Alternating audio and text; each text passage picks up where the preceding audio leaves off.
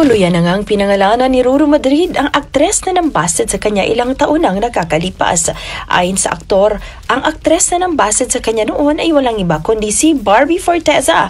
Taong 2020 nang una nang inamin ni Ruru nang may pinormahan siyang isang aktres.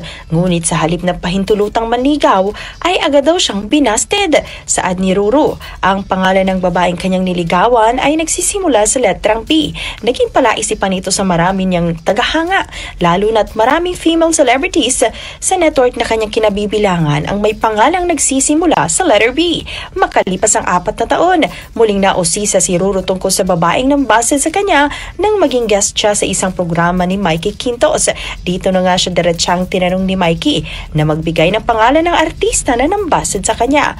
Bago pa man pangalanan ni Ruru ang nambasted sa kanya, sinabi nitong masyado pa siyang bata noon ang ligawan niya ito. Nakangisi niyang sagot kay Mikey na 14 or 15 years old pa lang daw siya noon. At sinabi na ang aktres ay walang iba kundi si Barbie Forteza.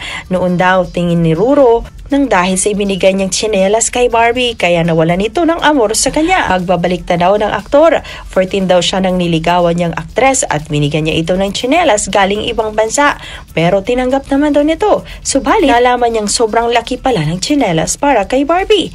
Baka daw yun ang dahilan kung bakit siya binaste. Pero sa kabila ng kanilang nakaraan, kinatutuwa ni Ruru na nananatili silang magkaibigan ni Barbie. Sa ngayon ay may kanya-kanya ng karelasyon sina Ruru at Barbie. Nobya ni Ruru ang aktres na si Bianca Umali, habang nobyo naman ni Barbie ang aktor na si Jack Roberto. Yan ating entertainment news. Alex Foraqueta, Tak RMN.